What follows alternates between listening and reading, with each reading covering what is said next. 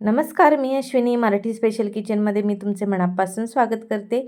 आज आपण करणार आहोत मस्त अशी झटपट आणि अतिशय चविष्ट लागणारी एका वेगळ्या पद्धतीने मटकीची भाजी. मी इथे मोड आलेली मटकी घेतलेली आहे. ही मटकी जी आहे याला मी घरीच मोड आणून घेतलेले होते.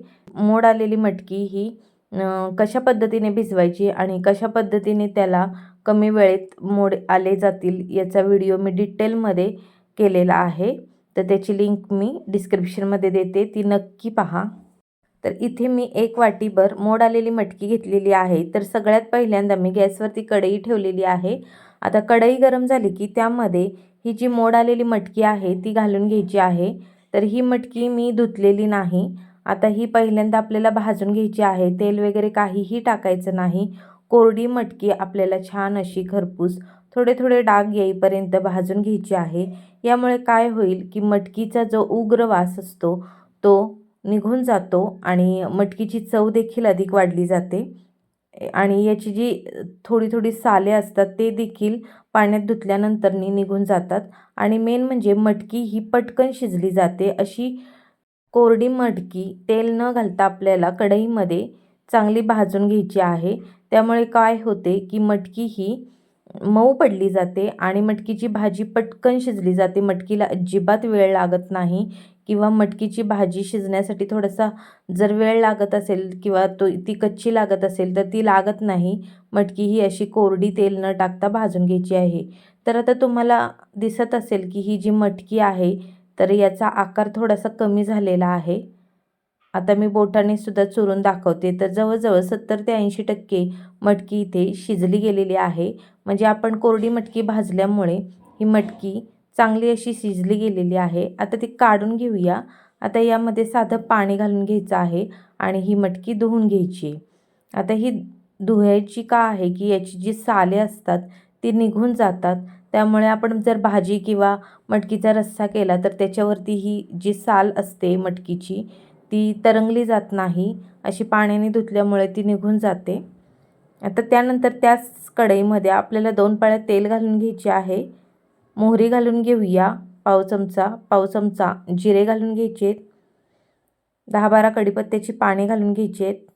एक मध्यम आकाराचा कांदा बारीक चिरून घेतलेला आहे तो देखील घालून घ्यायचा आहे आणि सोनेरी रंग येईपर्यंत हा कांदा आपल्याला भाजून घ्यायचा आहे. कांद्याला सोनेरी रंग आला की आता त्यामध्ये आपल्याला आलं लसणाची पेस्ट घालून घ्यायची आहे.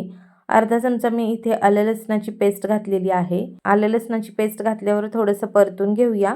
आता यामध्ये एक मध्यम आकाराचा टॅमॅटो देखील घालून घ्यायचा आहे. मटकीमध्ये टॅमॅटो घातल्यामुळे मटकीची चव देखील अधिक वाढली जाते. टॅमॅटो हा ऑप्शनल आहे पण मटकीमध्ये टॅमॅटो घातल्यामुळे खूप छान भाजी लागते. आता कांदा आणि टॅमॅटो भाजत आहेत. टॅमॅटो थोडासा मऊसर झाला पाहिजे तोपर्यंत आपल्याला या मटकीमध्ये मसाले घालून घ्यायचे आहेत. आता हे जे मसाले आहेत ते आपण तेलामध्ये न घालता आपण मटकीवर घालून घेतलेले आहेत म्हणजे मसाले हे करपणार नाहीत. तर इथे मी कांदा लसूण मसाला घेतलेला आहे. काश्मीरी मिरची पावडर घेतलेली आहे अर्धा चमचा. त्याचबरोबर गोडा मसाला घेतलेला आहे अर्धा चमचा. चवीनुसार मीठ, हळद घेतलेला आहे. हे सर्व मसाले मी मटकीवरतीच घालून घेतलेले आहे आणि आता मटकी सकट हे सर्व मसाले आपल्याला या कांदा टॅमॅटो जे आपले भाजले गेलेले आहे त्यामध्ये घालून घ्यायचं आहे आणि परतून घ्यायचं आहे. तर अशामुळे काय होईल की जे मसाले आहेत ते जास्त करपले जाणार नाहीत आणि मटकीला चव देखील चांगली येईल. आता मसाले हे जास्त वेळ न भाजता किंवा मटकी ही जास्त वेळ न भाजता आपल्याला थोडीशीच परतून घ्यायची आहे आणि गरजेनुसार पाणी घालायचे आहे यामध्ये. कारण की मटकी आपण आधी भाजून घेतलेली होती. आपली मटकी ही 70 ते 80% शिजली गेलेली आहे. आता यामध्ये थोडेसे गरजेनुसार पाणी घालायचे आहे. जास्त पाण्याचा वापर करायचा नाही. तर मी इथे साधारणपणे अर्धा ग्लास पाणी वापरलेले आहे. आता इथे आपण वाफेवर सुद्धा मटकी नुसती शिजवून घेऊ शकतो. पण तशी केल्यामुळे मटकी ही थोडीशी करकर लागते. त्यामुळे आपल्याला पाणी घालायचं आहे. मटकी एकदम फडफडीत सुक्की करायची नाही आहे आपल्याला. थोडंसं त्याच्यात रसरशीतपणा राहिला पाहिजे.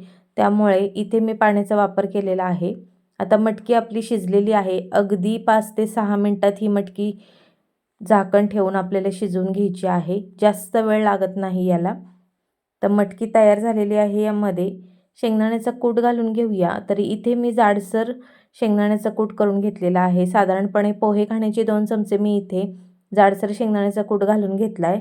आता कोथिंबीर घालून घेऊया आणि तयार झालेली आहे आपली झटपट अशी मटकीची भाजी. खूप छान लागते. अशा पद्धतीने मटकी जर आधी तुम्ही भाजून घेतलीत, अगदी तेल वगैरे न टाकता, तर मटकीची चव खूप छान लागते. तुम्ही एकदा नक्की करून पहा आणि तुम्ही कशा पद्धतीने मटकीची भाजी करता हे देखील मला कमेंट सेक्शनमध्ये जरूर कळवा. चला तर मग व्हिडिओ जर आवडला असेल तर व्हिडिओला एक लाईक करा आणि व्हिडिओ भरपूर शेअर करा. त्याचबरोबर चॅनलला सबस्क्राईब करा. धन्यवाद.